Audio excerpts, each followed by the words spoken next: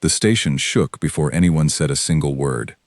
I felt it in my chest before my ears caught the sound, a deep tremor that ran through the metal floor of the negotiation hall, like something enormous had just decided to breathe.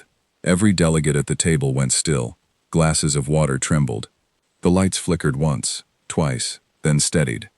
I am Vecker Doss, Senior Intelligence Attaché of the Threll Coalition, and in that moment I understood, for the first time in my long career, what it felt like to be afraid of a sound I could not explain.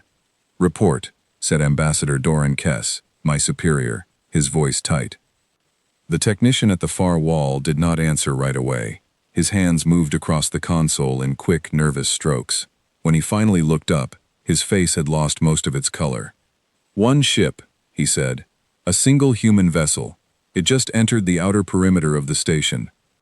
Counselor Mira Ashwin, seated 2 places to my left, let out a short, disbelieving laugh. "One ship? We have 400 warships stationed within 2 hours of this hall. One ship is not a threat. One ship is an insult." I wanted to agree with her. I wanted to feel the same confidence that filled the room, the same easy dismissal that had defined every conversation about humanity for the past decade.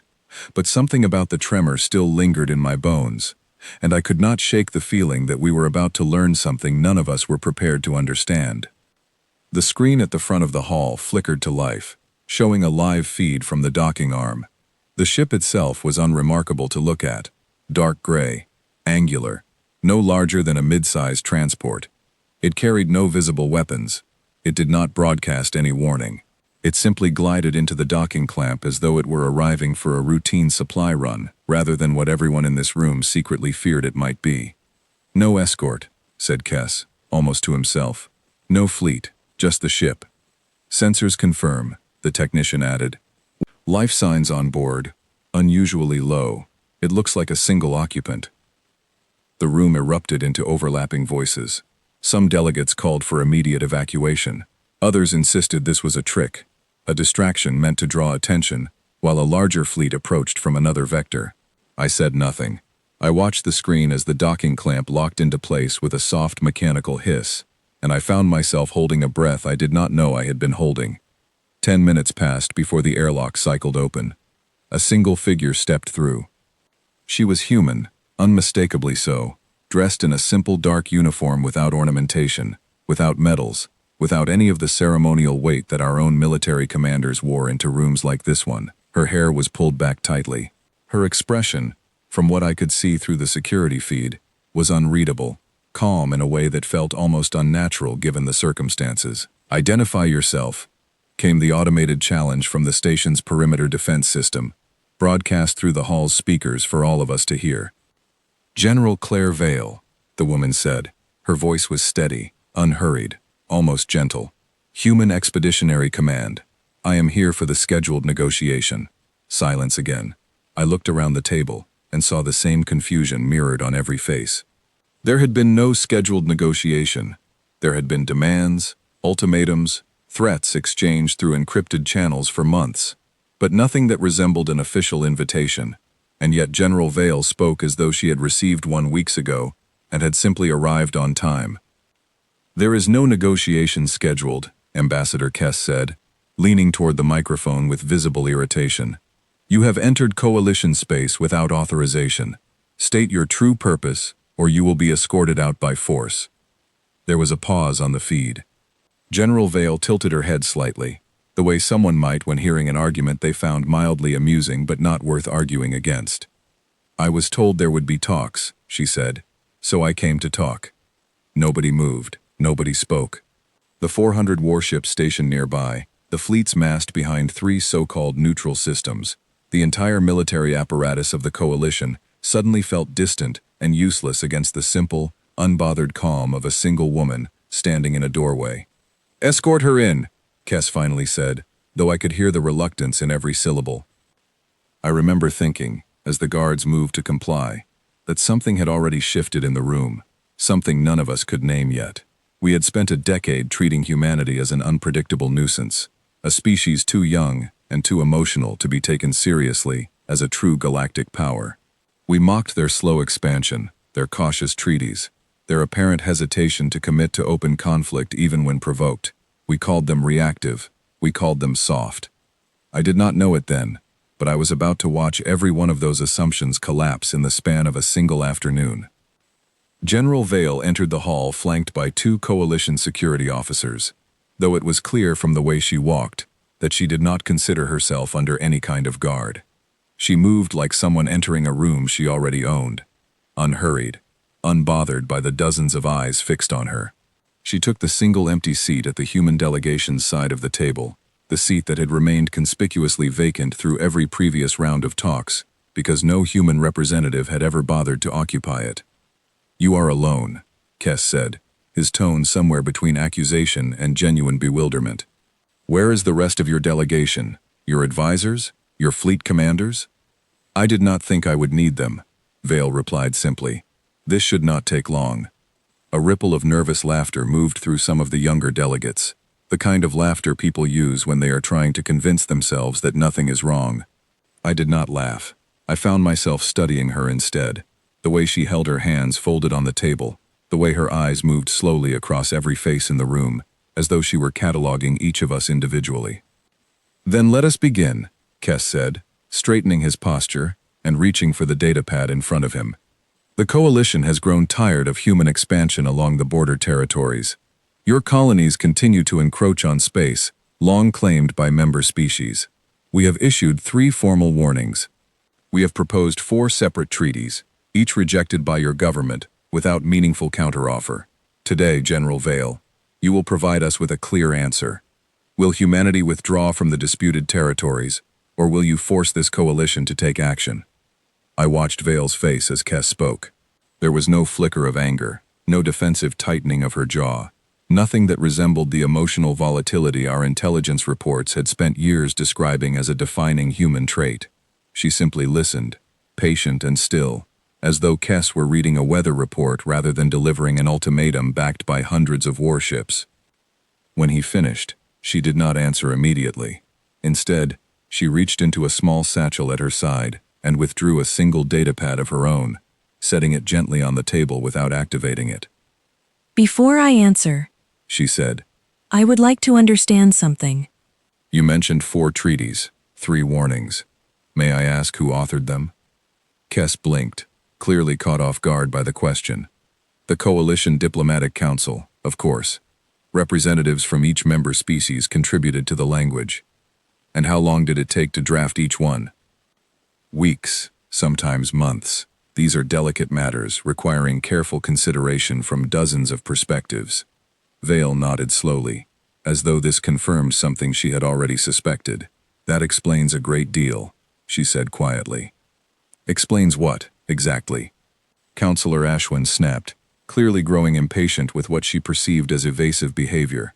"The gap between what your treaties asked for and what was actually happening on the ground," Vale said. "Your proposals were built around outdated positions, colony coordinates that changed months before the ink dried, fleet numbers that no longer matched reality by the time your council finished debating semantics. You were negotiating against a version of humanity that stopped existing a long time ago." The room grew quiet again, though this time the silence carried a different weight, less confusion, and more unease. "That is a convenient excuse," Kess said, though his voice had lost some of its earlier confidence. "Are you suggesting our intelligence is flawed?" "I am suggesting your intelligence is slow," Vale replied. "There is a difference. Slowness is not a moral failing. It is simply a disadvantage in a situation like this one." I found myself leaning forward slightly, caught between professional curiosity and something closer to dread. In all my years serving the Coalition, I had never heard a human representative speak with this kind of measured, almost clinical detachment.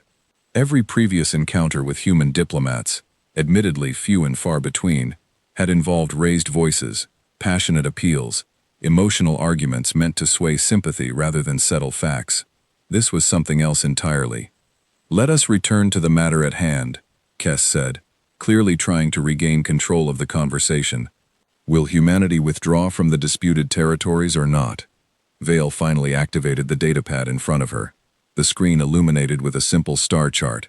Dozens of small markers scattered across a section of space I recognized immediately as the contested border region. "These are the colonies your council believes we currently occupy," she said, gesturing to a cluster of markers near the center of the chart. "Correct?" Kess glanced at his own display, cross-referencing the numbers. "Correct." "These figures are 11 months out of date," Vale said, and with a small motion of her finger, the chart shifted, new markers appearing, spreading further outward than the original cluster, filling space that the Coalition's records apparently did not account for at all. A murmur spread through the room. Even Councillor Ashwin, who had been so quick to dismiss the human ship earlier, now leaned forward with visible concern etched across her face. "This is not possible," Kess said, though his voice had lost all conviction. "Our scouts patrol that region regularly. We would have detected expansion on this scale. Your scouts patrol unpredictable schedules," Vale said. "We know your patrol routes. We have known them for some time." The silence that followed felt heavier than anything that had come before it. I looked around the table and saw the same realization dawning on every face, the slow, sinking understanding that something fundamental about this negotiation had already been decided long before any of us walked into the room. "You are telling us," Ashwin said slowly, "that you have been expanding beyond the disputed border while presenting outdated figures during 4 rounds of treaty negotiations." "I am telling you that your figures were outdated the moment they were written," Vale corrected gently. "We did not hide anything from you. We simply moved faster than your council could document." Kess set down his datapad with a trembling hand. "Then what exactly is the purpose of this meeting, General? If you have already achieved everything you set out to accomplish, why bother arriving at all?" Vale looked at him for a long moment before answering, and in that pause, I felt something shift in the room, a subtle change in the air that I could not name but recognized instinctively as significant. "Because there is still a decision to be made," she said, "and I wanted to be here when it happened."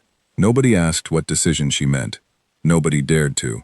But I noticed, as she spoke, that her hand rested lightly against the edge of the datapad, and I could not shake the growing certainty that whatever was coming next would define the shape of everything that followed, for every species seated at that table, for every fleet stationed nearby, and for me most of all, sitting quietly at the edge of a conversation I was only beginning to understand. The meeting had barely started, and already I felt the old certainties I had carried for decades beginning to crack beneath me, one quiet sentence at a time.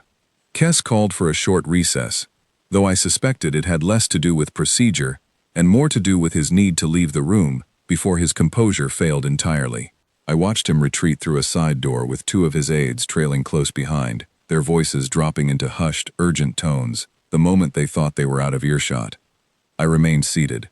So did General Vale. For a while, neither of us spoke. She studied the star chart on her datapad with the same quiet patience she had shown throughout the meeting, occasionally adjusting a marker or reviewing a note only she could see. I found myself watching her rather than the door, curious despite the unease still settling in my chest. "You are not what I expected," I finally said, breaking the silence. She glanced up, unhurried. "What did you expect?" "Anger," I admitted, "or perhaps arrogance. Our reports described your species as impulsive, emotional, quick to threaten, slow to follow through." "That is one way to describe caution," she said. "We prefer to think of it as patience." "Patience," I repeated, testing the word. "Is that what this is? Patience?" "It depends on what you mean by this," she said, gesturing vaguely at the room around us. "If you mean the meeting, then yes, patience. If you mean the last several years, then also yes. We do not enjoy conflict, Vekardas. We simply understand that avoiding it forever is not always possible." I blinked, surprised she had remembered my name. I had not offered it during the formal introductions, only during the brief exchange before the recess, when I had corrected a minor translation error in one of her earlier statements. She had barely acknowledged it at the time. Apparently, she had been listening more closely than I realized. "You know my name," I said. "I know the names of everyone in this room," she replied, without a trace of boastfulness. It seemed important, given the circumstances. Before I could ask what she meant by that, the side door opened again, and Kess returned, visibly composed, but with a tightness around his eyes that had not been there before the recess. Counselor Ashwin followed, along with 3 additional delegates I recognized as senior military liaisons from allied coalition species, summoned, I assumed, to reinforce the negotiating position now that the original approach had crumbled so quickly. "We have reviewed your claims," Kess announced as he retook his seat, his voice regaining some of its earlier authority. "Even if your expansion figures are accurate, this changes nothing regarding the fundamental issue. You have violated agreed-upon boundaries. The Coalition demands immediate withdrawal from all territories beyond the original treaty lines, along with formal reparations for the diplomatic deception you have just admitted to." Vale did not respond right away. She waited, as though giving him space to finish, though I suspected she already knew exactly how she intended to reply. "I did not admit to deception," she said finally. "I admitted to being faster than your documentation process. Those are different things." "A distinction without meaning," snapped one of the newly arrived military liaisons, a broad-shouldered Threll officer named Doran Vex, whose reputation for aggressive posturing during previous encounters with border disputes was well known throughout the Coalition fleet. "You expanded beyond agreed boundaries while presenting false information during formal negotiations. That is deception by any reasonable definition. The information was accurate at the time it was provided," Vale replied calmly. "You are welcome to review the timestamps." Vex leaned forward, his expression hardening. "This is exactly the kind of arrogance we were warned about. Humanity believes it can simply outpace accountability by moving quickly enough that consequences never catch up. That ends today." I watched Vale's expression carefully during this exchange, searching for any sign of the volatility our reports had promised, any flicker of defensiveness or wounded pride. There was none. If anything, she seemed almost sympathetic toward Vex's frustration, the way someone might feel toward a person shouting at a storm. "I understand your anger," she said. "I would feel the same if our positions were reversed. But anger does not change the numbers on that star chart, and it will not change what happens next." "And what happens next, General?" Ashwin asked, her voice quieter than Vex's but carrying an edge of genuine concern. "You have made your point. You have shown us that our intelligence has fallen behind. What is it you actually want from this meeting?" Vale considered the question for a long moment. When she spoke again, her tone shifted slightly, losing some of its earlier detachment and gaining something closer to weariness, though even that felt controlled, deliberate. "I want you to understand the position you are in," she said. "Not through threats, through facts, because I believe, Counselor Ashwin, that you are one of the few people in this room capable of hearing them without panic." Ashwin's jaw tightened, but she did not look away. "Then explain it to me." Vale tapped the datapad again, and the star chart shifted once more, this time zooming outward to show a much wider view of the region, encompassing not just the disputed border, but several neighboring systems that, as far as I knew, held no strategic significance to either side of the conflict. "These 3 systems," she said, indicating a cluster of markers near the edge of the display, "are officially listed in Coalition records as neutral territory, unclaimed by any member species, and therefore exempt from border disputes." "That is correct," Kess said cautiously. "Your fleet command disagrees," Vale said, and with another small motion, additional markers appeared within those supposedly neutral systems, dozens of them, arranged in patterns that even I, with my limited tactical training, recognized as staging formations. The room went utterly silent. "These are not neutral systems," Vale continued, her voice still calm, still measured, though I could feel the weight behind every word now. "They are forward staging points for a combined coalition fleet, numbering approximately 600 vessels, positioned to strike the human border colonies within 72 hours of a failed negotiation." Vex's face had gone pale. Ashwin's hands, folded tightly on the table, had gone white at the knuckles. Kess opened his mouth to respond, but no words came out. "How?" he finally managed. "Could you possibly know that?" "That information is classified at the highest levels of Coalition command. It has not been shared outside a very small circle of senior officers." "I am aware," Vale said simply. "That is impossible," Vex said, though his voice had lost all of its earlier bravado. "Unless you have a source within our own command structure." "I did not say I had a source," Vale replied. "I said I was aware. There is a difference. though I understand why the distinction feels less comforting in this particular case. I sat frozen in my seat, trying to process what I had just witnessed. The staging fleet Vale described was real. I knew this because I had reviewed the deployment orders myself only 3 days earlier, under strict confidentiality, as part of my role advising the Coalition's intelligence division. If she knew about this, if she had known about it long enough to prepare this exact presentation, then everything I believed about human capability, about human awareness, about the supposed technological and strategic advantage the Coalition held over their younger, less experienced rivals, was built on a foundation that had already crumbled long before this meeting began. "You have known about our staging fleet," Ashwin said slowly, her voice barely above a whisper. "And you came here anyway, alone, without escort, without any visible defense." "Yes," Vale said. "Why?" Ashwin asked, and for the first time since the meeting began, I heard something that sounded almost like fear beneath the question. Vale looked at her for a long moment, and when she answered, her voice carried none of the detachment from before, only a quiet, unshakable certainty that settled over the room like a weight none of us could lift. "Because I wanted to give you every opportunity to choose differently," she said. "I still do. That is why I am here." Kess's hands trembled slightly as he reached for his datapad, scrolling through something none of us could see. "If you know about the staging fleet," he said carefully, "then you understand that any hostile action from our side would be met with immediate, overwhelming retaliation. Is that a threat, General?" "No," Vale said. "It is a fact. There is still a difference between the two, even if I understand why you have stopped trusting the distinction." Vex slammed his hand against the table, the sound sharp enough to make several delegates flinch. "Enough of this. You come here with your calm voice and your impossible knowledge, expecting us to simply surrender our position because you have shown us a few star charts. The Coalition does not bow to intimidation." "I am not asking you to bow," Vale said, her tone unchanged despite his outburst. "I am asking you to negotiate honestly, with accurate information, before more people get hurt than necessary." "Necessary," Vex repeated bitterly, as though any of this is necessary at all. "It does not have to be," Vale said. "That choice is still yours, for now." The words hung in the air, quiet, but unmistakably final, in a way that made my stomach tighten.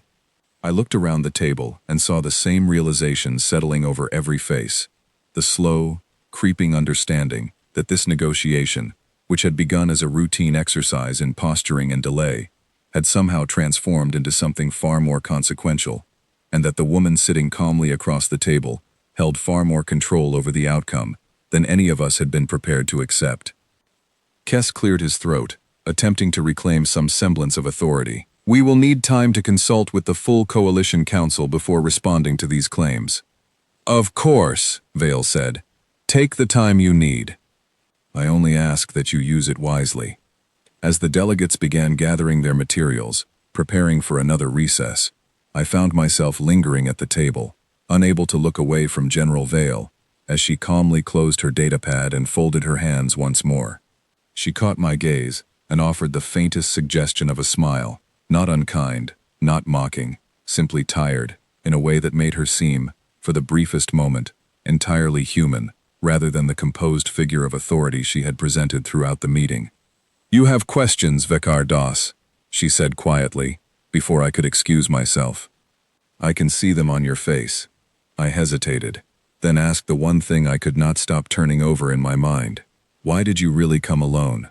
She considered the question for a long moment before answering. "Because some decisions should be witnessed, not just delivered," she said.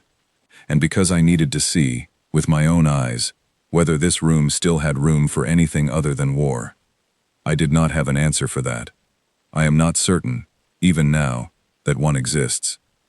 The recess stretched far longer than anyone anticipated. What was meant to be a brief consultation among the Coalition Council turned into hours of frantic, closed-door discussion, and I found myself pulled into rooms I normally would never have been invited to, simply because my knowledge of the staging fleet made me one of the few people who could confirm or deny what General Vale had revealed. I sat in a cramped side chamber with Ambassador Kess, Counselor Ashwin, Officer Vex, and a rotating cast of increasingly anxious military advisors. watching as encrypted messages flew back and forth across secure channels, each one attempting to answer the same impossible question. How did the humans know? It has to be a leak, Vex insisted, for what must have been the 10th time, pacing along the far wall with barely restrained agitation. Someone within our own command structure sold us out! There is no other explanation! We have already run 3 separate security audits, said one of the intelligence officers, a nervous younger thrall named Ilsa Kor, her voice tight with exhaustion. Every audit comes back clean. No unauthorized access. No compromised channels. Nothing. Then explain how she knew the exact coordinates, Vex snapped. Explain how she knew the fleet composition down to the number of vessels. I cannot, Kor admitted quietly. That is what frightens me most. I sat quietly through most of this exchange, turning General Vale's words over in my mind. I did not say I had a source. I said I was aware.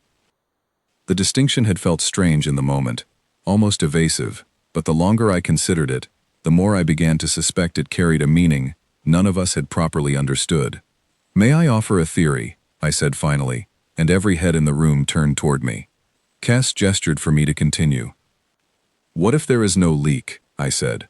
What if the humans simply observed us, not through spies, not through stolen files, through patience, through watching patterns over time, until the patterns themselves revealed everything they needed to know? Vex scoffed. That is absurd. Our patrol routes are randomized. Our staging coordinates are updated regularly to prevent exactly this kind of predictive analysis. Randomized according to what standard? I asked. Ours or theirs? We built our randomization models based on our own understanding of unpredictability. If humanity studied those models long enough, studied the underlying assumptions behind our so-called randomness, they would not need to break our encryption. They would only need to understand us well enough to predict us. The room fell silent. Even Vex, for all his bluster, seemed to have no immediate rebuttal.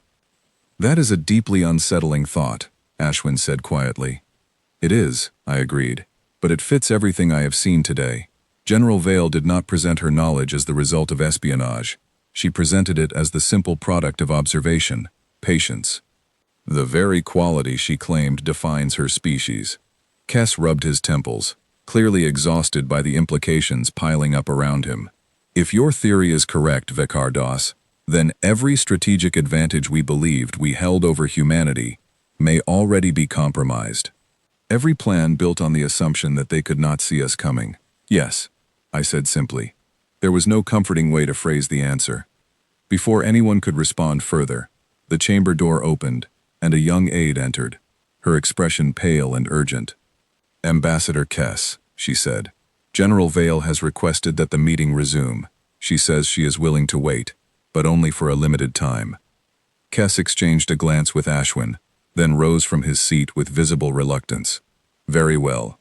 Let us not keep her waiting further. We returned to the main hall to find General Vale exactly where we had left her, seated calmly, her datapad closed on the table before her, patient as though the hours of frantic deliberation on our side had passed like a single quiet breath for her. I found myself wondering, not for the first time, whether anything about this meeting had genuinely surprised her at all.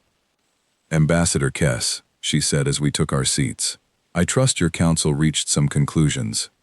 We require further verification of your claims before proceeding, Kess said, his voice carrying a forced steadiness that did not quite mask the strain beneath it.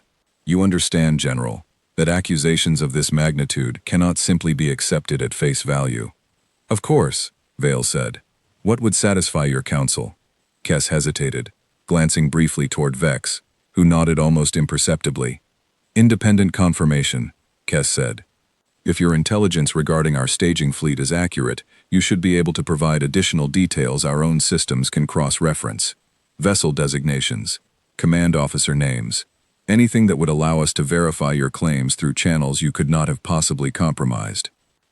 Vale considered this for a moment, then reopened her datapad. That seems reasonable, she said, and began reading aloud a list of vessel names, registry numbers, and commanding officers, with the same unhurried calm she had maintained throughout the entire meeting.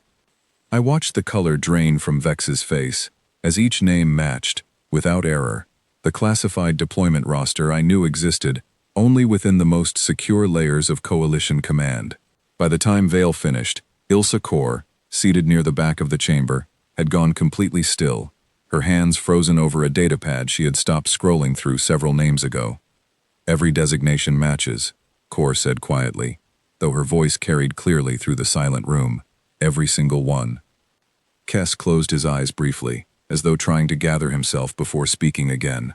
"How," he said, "is this possible?" "I have already answered that question," Vale said gently. "Patience, Ambassador, and a willingness to pay attention to things others assumed were too small to matter."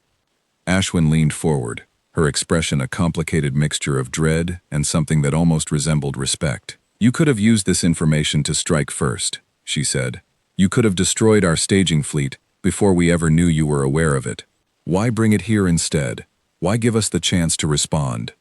Vale was quiet for a long moment, and when she finally answered, her voice carried a weight I had not heard from her until now, something heavier than calm, something closer to sorrow carefully restrained. "Because destroying that fleet would not have ended anything," she said. "It would only have guaranteed a longer, bloodier conflict, built on retaliation and grief. I did not come here to win a battle you did not yet realize you had lost. I came here because there is still, even now, a version of today that does not end in loss for anyone." "And if we refuse that version," Vex said, though his earlier hostility had thinned into something closer to genuine fear, "what then?" Vale looked at him steadily.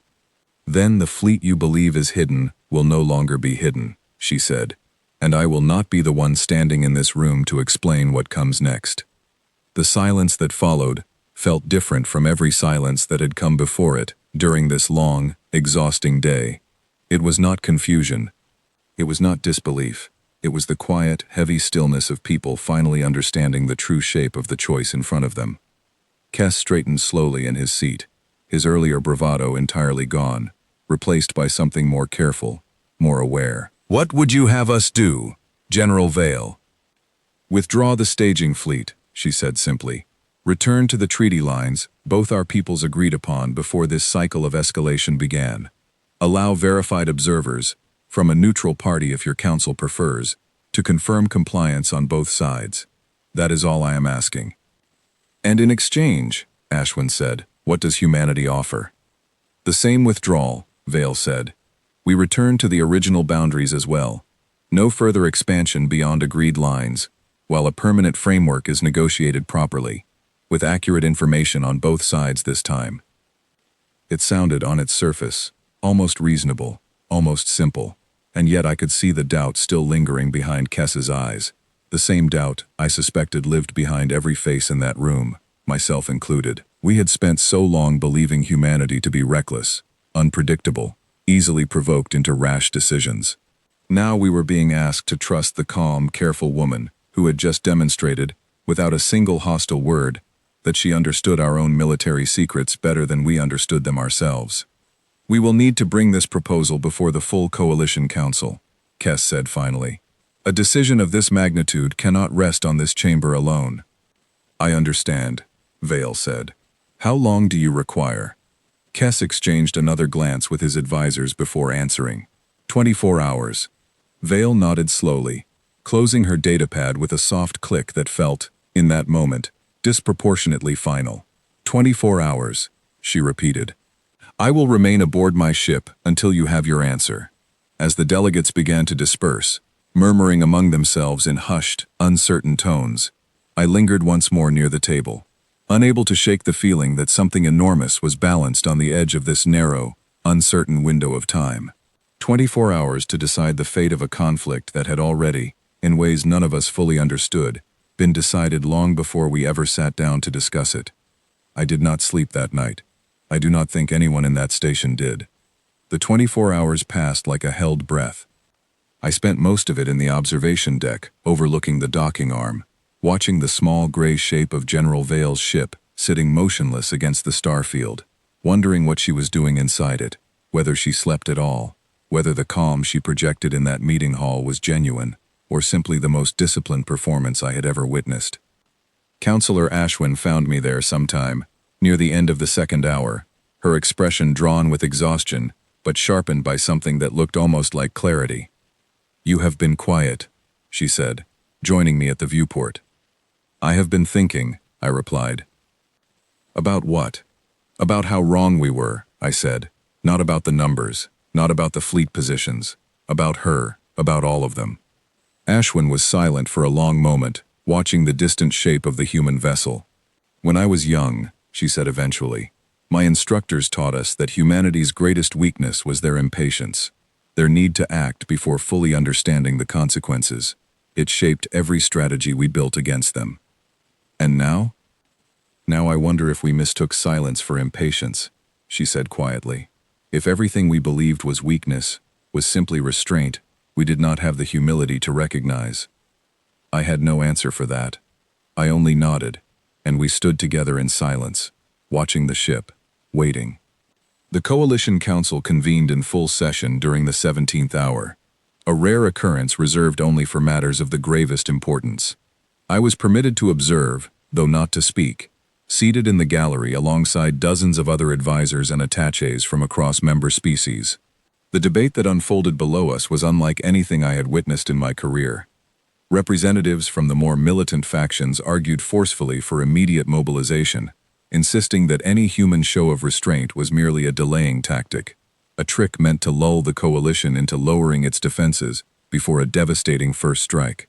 Others, more cautious, argued that the verified accuracy of General Vale's intelligence made continued escalation not just dangerous, but potentially catastrophic, a gamble against an opponent who had already proven they understood the battlefield better than the coalition itself. "We cannot simply capitulate to a single unarmed vessel," argued Councillor Renat Voss, a senior representative from one of the more heavily militarized member species, his voice booming across the chamber. "If we withdraw now, every rival power in known space will see it as proof of coalition weakness. We will spend the next century defending against opportunists emboldened by this retreat.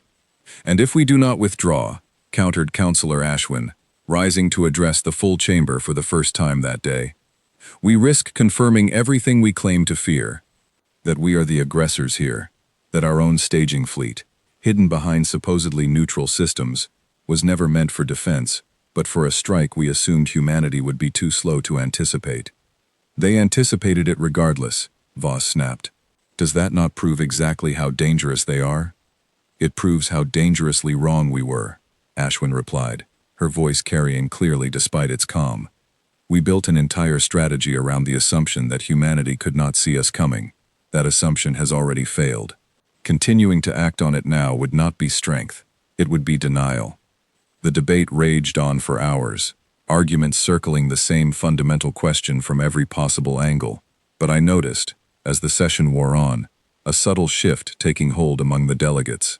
Fear, which had dominated the early hours of discussion, slowly gave way to something more practical, a grim recognition that pride alone could not undo the strategic reality General Vale had exposed.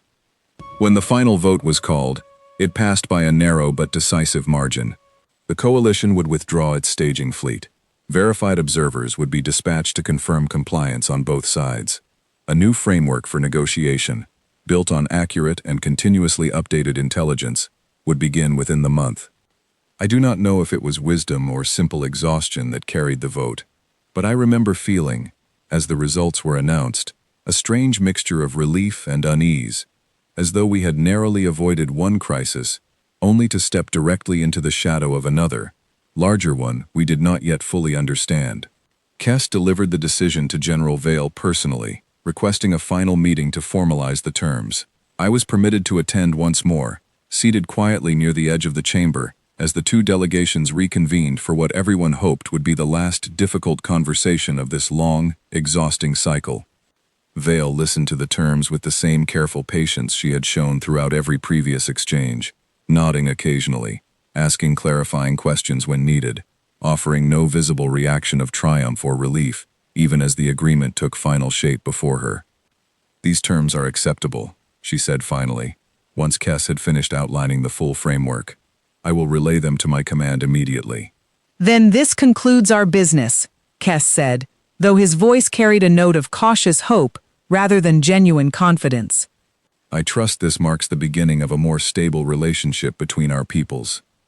I hope so as well, Vale said, though I want to be clear about something before I leave this station. The room tensed slightly at her tone, the careful shift from formal agreement towards something more personal, more direct.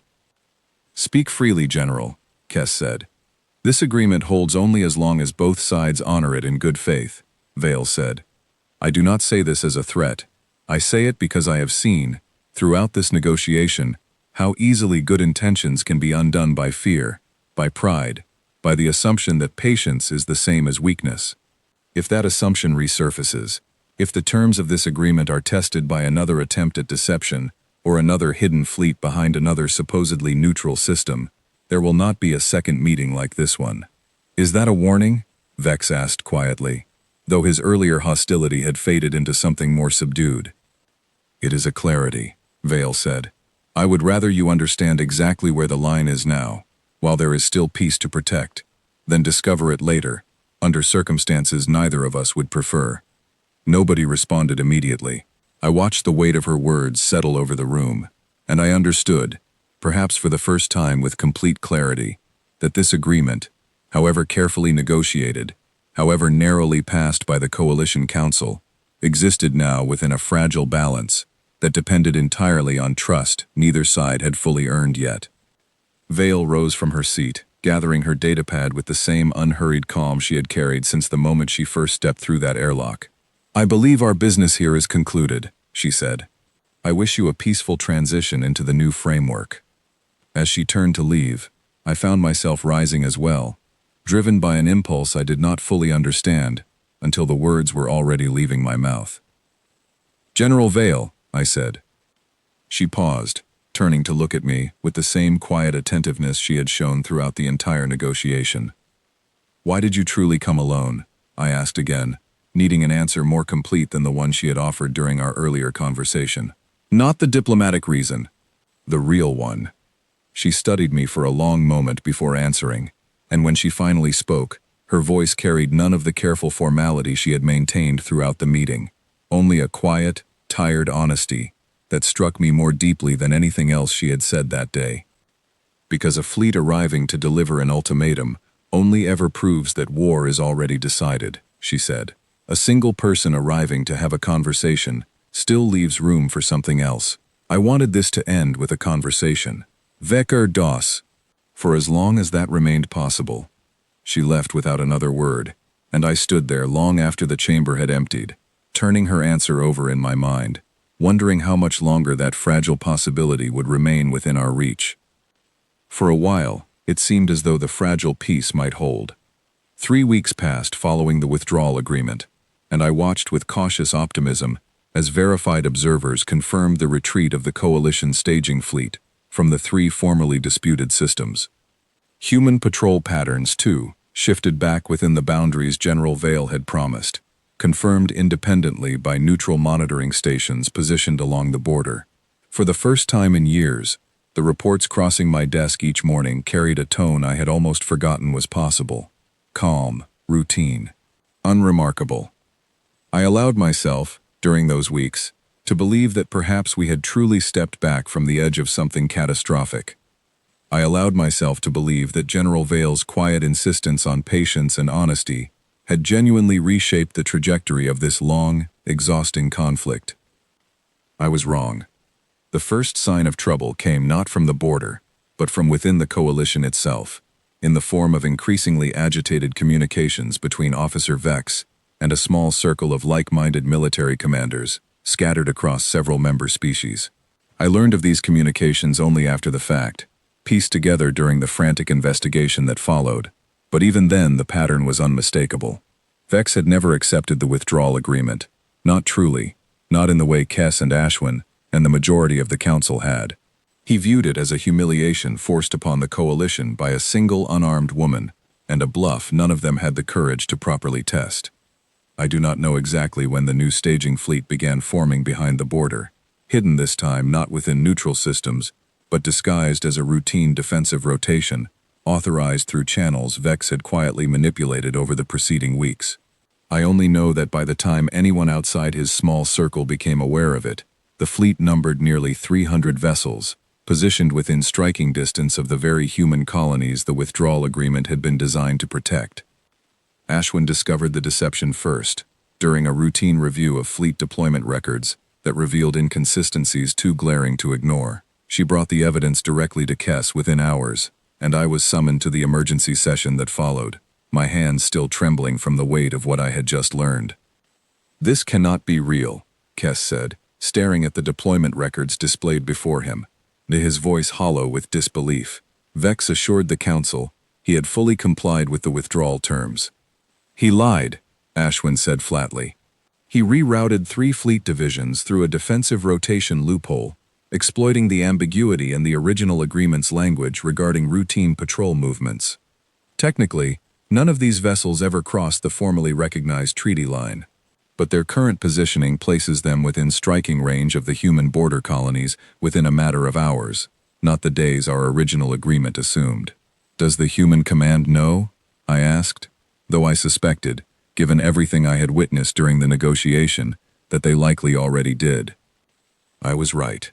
Within the hour, an emergency communication arrived from Human Command, requesting an immediate audience with the full Coalition Council. There was no ambiguity in the tone of the message, no diplomatic softening of language.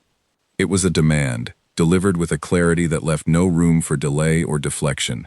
The session convened within the same chamber where General Vale had first delivered her warning weeks earlier, though this time, the atmosphere carried none of the careful, negotiated calm from before. Every delegate who entered that room understood, without needing to be told, that whatever fragile trust had been built during the previous meeting now hung by the thinnest possible thread. General Vale arrived exactly as she had the first time, alone, calm, unhurried, though something in her expression had changed. The patience was still there, but beneath it now lay something harder, something I recognized immediately as disappointment, carefully restrained. "I want to begin," she said, once the chamber had settled, "by asking a simple question. Does this council recognize the current positioning of coalition fleet divisions along sectors designated 7, 11, and 14? Kess exchanged a brief, pained glance with Ashwin before answering. "We have only recently become aware of this deployment, General Vale. It was authorized without full council knowledge, exploiting ambiguity within our previous agreement's language." "I am aware of how it happened," Vale said. "I am asking whether this council recognizes it now, in this moment, as a violation of the terms we agreed upon 3 weeks ago." The silence that followed felt unbearably heavy. I watched Kess struggle visibly with his answer, torn between the political necessity of defending coalition unity and the plain, undeniable reality laid bare before him. "Yes," he said finally, his voice barely above a whisper. "It is a violation. Thank you for your honesty," Vale said, and though her tone remained calm, I could hear the effort it took her to keep it that way. "I would like to understand why this happened, given the consequences we discussed so clearly during our previous meeting." Vex, who had been summoned to the chamber under guard following the discovery of his deception, rose from his seat despite the restraints placed upon him, his expression defiant rather than remorseful. "Because your so-called agreement was never a peace," he said, his voice carrying sharply through the chamber. "It was a surrender, dressed in careful language.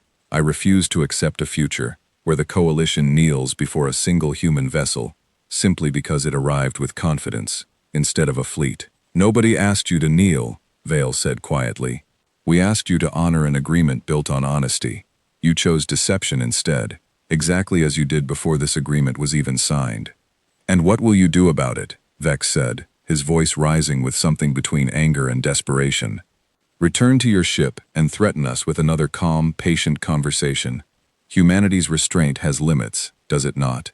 Or perhaps it does not exist at all, and this entire performance has simply been theater, designed to lull us into complacency, while your true fleet prepares elsewhere." I watched General Vale's expression during this outburst, searching for any sign of the anger Vex seemed determined to provoke. There was none. Instead, something in her posture settled, quiet and final, the way a held breath finally releases after being restrained far too long. "You misunderstand something fundamental, Officer Vex," she said, her voice carrying clearly through the now silent chamber. Restraint was never weakness. It was a choice. A choice I made, repeatedly, because I believed this council capable of honoring an agreement built in good faith. You have now shown me, twice, that this belief was mistaken. She rose slowly from her seat, and I felt the entire room tense around her, every delegate sensing, as I did, that whatever came next would define everything that followed. I came to this station weeks ago, she said, hoping to prevent exactly this outcome. I offered patience. I offered honesty. I offered a path forward that required nothing more than good faith from both sides. That offer still stood, even after everything I revealed about your staging fleet, even after every insult thrown across this table by those unwilling to accept the reality in front of them. Her gaze swept slowly across the chamber, settling finally on Vex, then on Kess, then on every delegate seated within that room, myself included. That offer no longer stands, she said. The silence that followed felt absolute, as though the entire station itself had paused to listen. No more talks, General Vale said, her voice quiet, steady, and utterly without malice, though the weight behind those words settled over the chamber like something physical, something none of us could escape. Let the war commence. Nobody moved. Nobody spoke. I sat frozen in my seat, watching her turn and walk toward the chamber doors with the same calm, unhurried steps that had carried her into this room weeks earlier, and I understood, with a certainty that settled cold and absolute in my chest, that whatever followed those words would not resemble anything the coalition had ever prepared for. Kess rose from his seat, his voice cracking with desperation. General Vale, wait. Surely there is still room to discuss. There was room, Vale said, without turning back. For weeks, there was room. You filled it with deception instead. The chamber doors closed behind her, and for a long moment, nobody in that room said a single word. I do not know how long we sat in that silence before the first reports began arriving. It could not have been more than a few minutes, though it felt, in the moment, like an entire lifetime compressed into a single unbearable stretch of time. The chamber's communication systems, normally reserved for formal council business, erupted suddenly with a cascade of urgent transmissions, overlapping voices and flashing alerts that filled the room with a chaos none of us were prepared to process. Sector 14 has gone dark, one officer reported, his voice tight with disbelief. All communication with the staging fleet has been lost. Sector 11 reports the same, another voice added moments later. No response from any vessel in the division. Kess rose unsteadily from his seat, his face pale. Define dark, he said. Destroyed? Disabled? Unknown, Ambassador, came the reply. Sensors show no wreckage, no debris, no distress signals. The ships are simply gone from every tracking system we have. I felt a chill settle over me as the reports continued, each one more unsettling than the last. Entire divisions vanishing without a trace, not through visible destruction, but through some method none of our sensors could adequately explain or detect. It was not the chaos of battle. It was something quieter, more precise, and somehow far more frightening for its lack of visible violence. This is not possible, Vex said, his earlier defiance crumbling into something closer to genuine fear. 300 vessels do not simply disappear. They did not disappear, said a new voice, calm and measured, and I turned to see Counselor Ashwin standing near the main display, her expression grim as she studied the incoming data. They were neutralized, quietly, efficiently, without the kind of visible destruction that would allow us to understand exactly what happened to them. Neutralized how? Kess demanded. I do not know, Ashwin admitted, but I suspect we are about to find out, one report at a time. The reports continued arriving throughout the following hours, painting a picture that grew more unsettling with every new transmission. Outposts along the border, previously considered secure, reported sudden losses of power across entire command sectors, their defensive systems rendered inert without any detectable breach or attack. Communication relays throughout the disputed region went silent one by one, not through destruction, but through some method of disruption that left the physical infrastructure intact, while severing every line of coordination between coalition forces. They are not attacking us, I said slowly, the realization settling over me as I watched the pattern unfold across the display. They are isolating us, cutting apart our ability to coordinate before we even understand we are under pressure. To what end? Vex asked, though his voice had lost all of its earlier hostility, replaced now by something closer to genuine dread. To prevent unnecessary loss, Ashwin said quietly, almost to herself. If our forces cannot coordinate, cannot organize a unified response, then perhaps there is no need for the kind of large-scale destruction we were prepared to expect. Perhaps this was never meant to be a war of annihilation. Then what is it? Kess asked. Nobody answered, because nobody yet understood the full shape of what was unfolding around us. I remember feeling, during those long, chaotic hours, a strange and unsettling admiration beginning to take root beneath my fear, a growing recognition that whatever General Vale had set into motion the moment she left that chamber was unlike anything the Coalition's military doctrine had ever prepared us to face. By the 6th hour, reports began arriving from outposts that had lost contact entirely, only to re-establish communication under strange, almost gentle circumstances. Personnel aboard several disabled vessels reported being approached not by hostile boarding parties, but by small automated systems that methodically disabled weapons capabilities, while leaving life support and personnel entirely untouched. No casualties, no visible violence. Simply a swift, precise removal of capability, executed with a level of restraint that felt almost more unsettling than open aggression would have. They are choosing exactly what to disable, Ashwin said, studying the reports with growing fascination beneath her evident unease. Weapons systems, coordination networks, nothing more. This is not destruction for its own sake. This is surgical. Surgical, Vex repeated, his voice hollow. As though we are a wound they are carefully cleaning, rather than an enemy they are trying to destroy.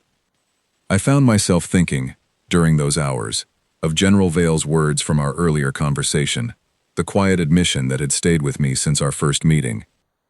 Restraint was never weakness, it was a choice. I understood now, watching the methodical, almost careful unfolding of this conflict, exactly what she had meant. Humanity was not fighting this war with the reckless aggression our intelligence reports had always predicted. They were fighting it with the same patient, deliberate precision General Vale had demonstrated throughout every moment of our negotiation, applying exactly the amount of force necessary to achieve their objective, and nothing more.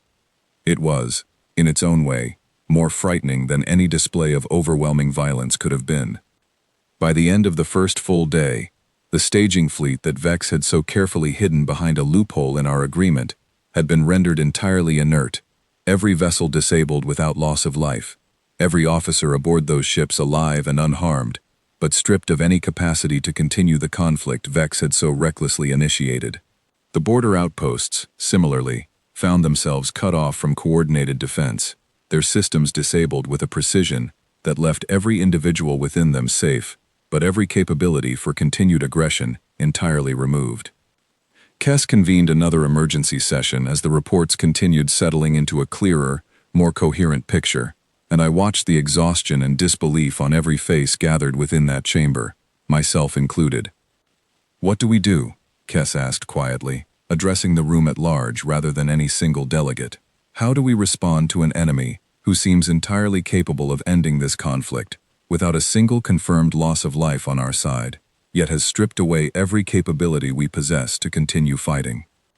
Nobody answered immediately, because nobody yet understood how to answer a question that challenged everything the Coalition had ever believed about the nature of war itself. I found myself speaking, though I had not planned to. "Perhaps," I said slowly, "we stop trying to respond as though this is a war we can still win through force, and start considering that General Vale gave us every opportunity to avoid this outcome entirely. Perhaps our response should begin with the same honesty we failed to offer during our previous agreement." Ashwin looked at me for a long moment, then nodded slowly. "Perhaps," she agreed, "though I suspect that lesson will not be an easy one for this council to accept." I did not know, in that moment, how right she would prove to be, nor how much longer it would take for the full weight of what humanity had demonstrated to truly settle over every species within the Coalition. But I understood, even then, that something fundamental had shifted, not just in the balance of power between our peoples, but in the very way we would be forced to understand the nature of strength itself. The days that followed blurred together in a strange, uneasy rhythm of shock and adjustment. Across the border, similar reports continued arriving from other coalition territories, each one following the same unsettling pattern established during the first hours of the conflict. Precision, restraint, a complete absence of unnecessary destruction, paired with an overwhelming, almost effortless capacity to dismantle every hidden fleet, every disguised staging ground, every quiet violation the coalition had attempted to hide. I began to understand, as the full scope of the response became clear, that General Vale's forces had known about far more than the single fleet Vex had exposed through his reckless deception.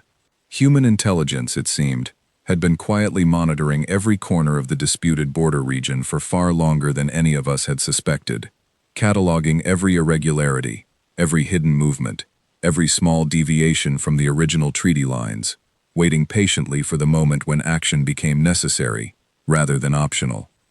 Ashwin summoned me to a private meeting during the fourth day of the conflict, her expression carrying the particular exhaustion of someone who had spent every waking hour attempting to understand a situation that refused to fit within any framework she had previously relied upon.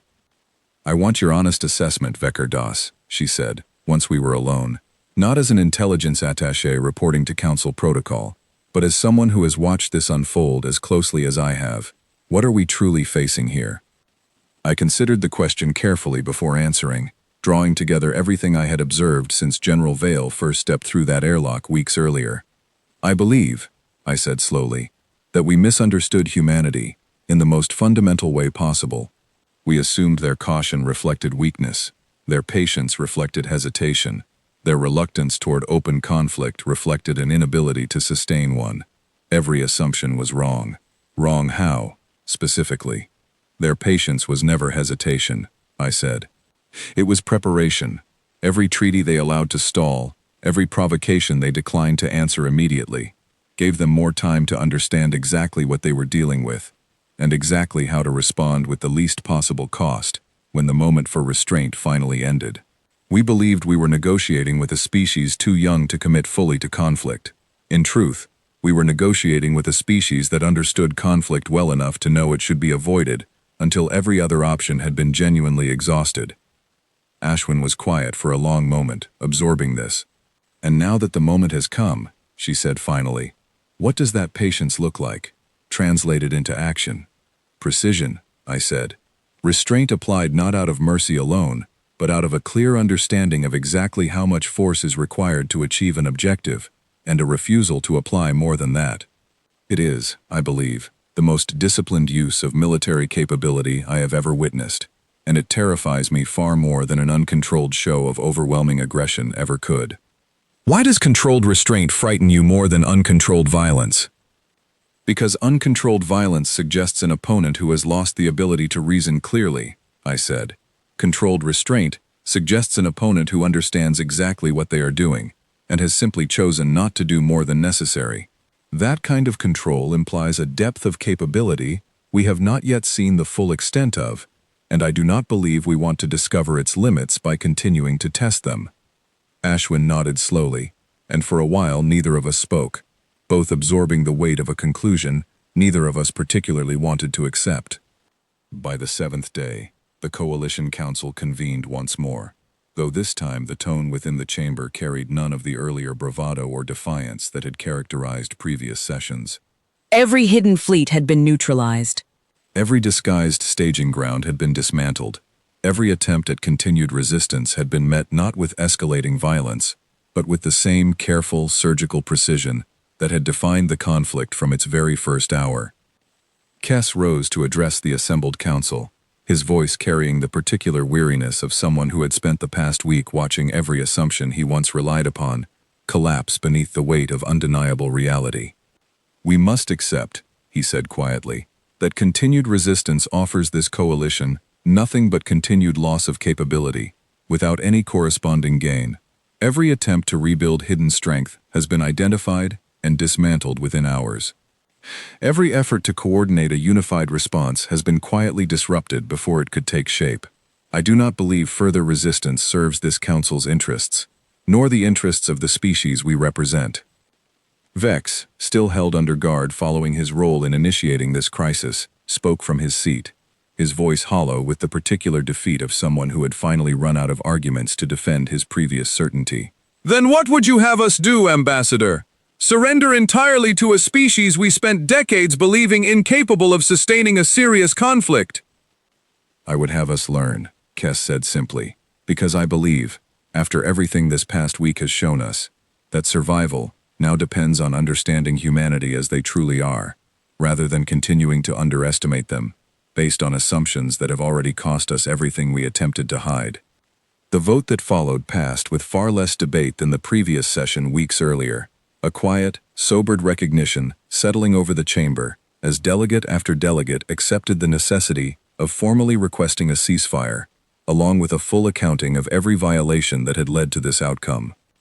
I do not know exactly what General Vale felt as she received that request, whether relief or vindication, or simply the quiet, tired satisfaction of watching a conflict end the way she had always hoped it might, through recognition rather than annihilation. But I remember, clearly, the moment her response arrived, brief and measured as everything else about her had been throughout this long, difficult month. Ceasefire accepted. Formal terms to follow. I hope this council has learned what patience was always meant to teach. 3 months have passed since the ceasefire was formally signed, and I find myself, more often than I expected, returning to that first quiet tremor I felt through the floor of the negotiation hall, the moment before everything I believed about humanity began quietly unraveling. The new framework Kess and Ashwin helped establish in the aftermath of the conflict bears little resemblance to the treaties that came before it, where previous agreements relied on carefully worded ambiguity, allowing each side room to interpret terms in whatever manner best served their interests. This new arrangement insists on continuous, verified transparency. Border movements are shared in real time between both governments. Fleet positions are logged openly, cross-referenced by neutral observers drawn from species with no direct stake in the outcome. It is, by every measure I understand, a far more honest arrangement than anything the Coalition has ever entered into before, though I suspect it required the events of this past month to make such honesty feel necessary, rather than merely idealistic. I was granted, through a diplomatic courtesy I did not expect, the opportunity to visit the human border colony nearest our shared territory, part of a small delegation tasked with observing the early implementation of the new framework. It was there, standing on solid ground rather than within the sterile confines of a negotiation chamber, that I finally understood something about humanity I had failed to grasp throughout every prior encounter. The colony itself was unremarkable in most respects, modest structures built with obvious care but without excessive grandeur, streets filled with ordinary people going about ordinary lives, seemingly unaware of, or perhaps simply unbothered by, the enormous military capability that had so recently ended a conflict most of them likely never even knew had reached the brink of full engagement. I found this ordinariness more unsettling than anything I had witnessed during the war itself. A species capable of such disciplined, overwhelming precision, living quiet, unremarkable lives, entirely disconnected from the machinery that protected them. I met General Vale again during that visit, in circumstances far removed from the tense formality of our previous encounters.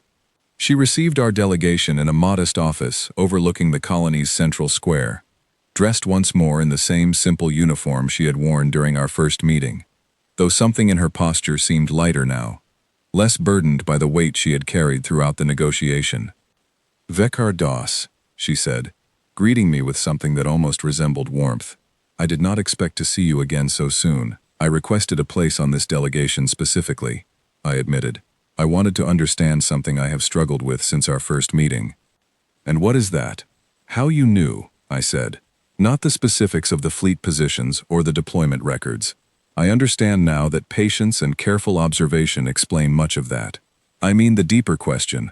How did you know we would eventually violate the agreement? How did you know, with enough certainty to prepare a response as swift and precise as the one your forces executed, that peace would not hold?" Vale considered the question for a long moment, gesturing for me to sit across from her modest desk before answering.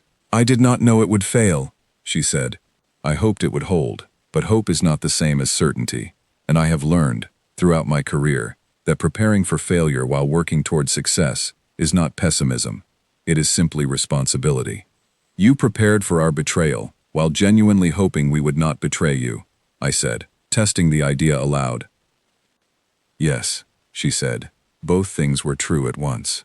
I do not think they contradict each other, though I understand why it might seem that way from your perspective. I sat with that for a moment, turning it over in my mind.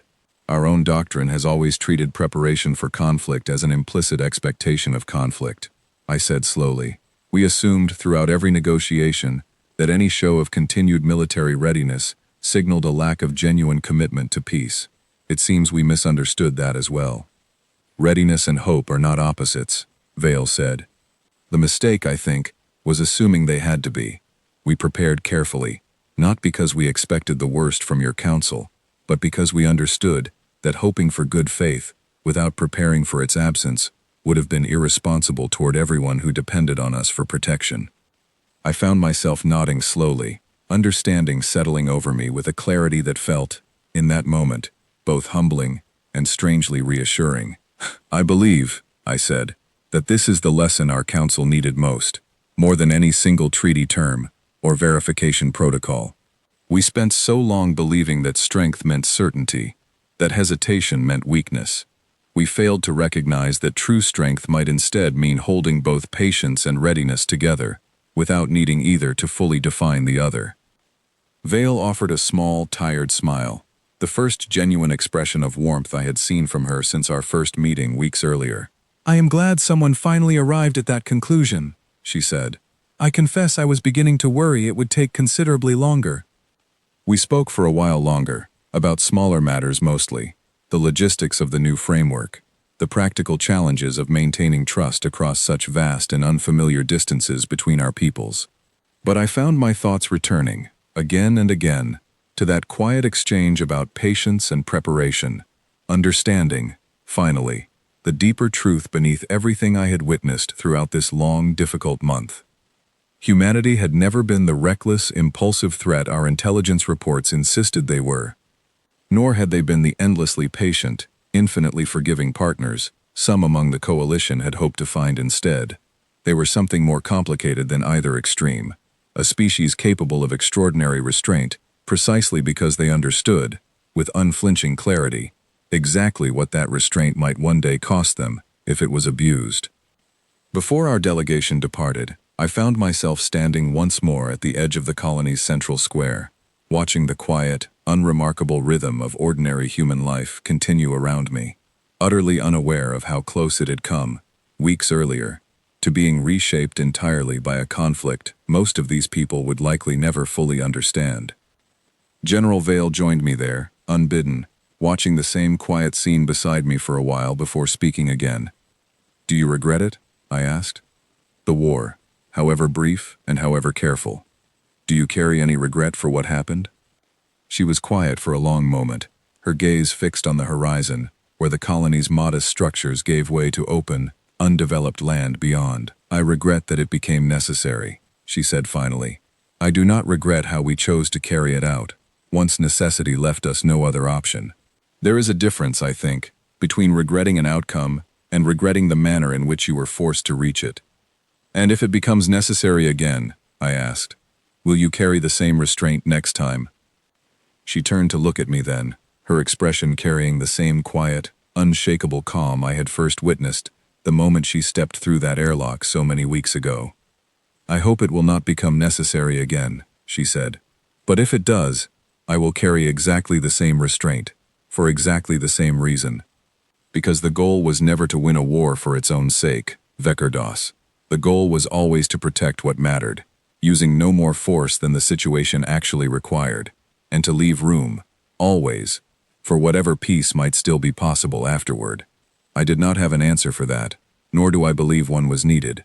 We stood together for a while longer in comfortable silence, watching the quiet, unremarkable life of the colony continue around us, and I understood, with a clarity that has remained with me ever since, that the galaxy I once believed I fully understood had shifted, quietly and permanently, the moment a single unarmed ship arrived without warning, carrying a woman who chose patience until patience was no longer an option, and precision once it finally was. That, I have come to believe, is the true nightmare humanity brought to this galaxy. Not violence, not conquest, simply the quiet, unshakable demonstration that true strength requires neither cruelty nor haste, only the discipline to wait exactly as long as necessary, and to act exactly as much as required, nothing more. I do not know what the future holds for the fragile peace we have built together since that difficult month, but I know, now, that I will never again mistake patience for weakness, nor calm for hesitation. That lesson, I suspect, is the one thing this entire galaxy will carry forward, long after the details of this particular conflict have faded into quiet, distant memory.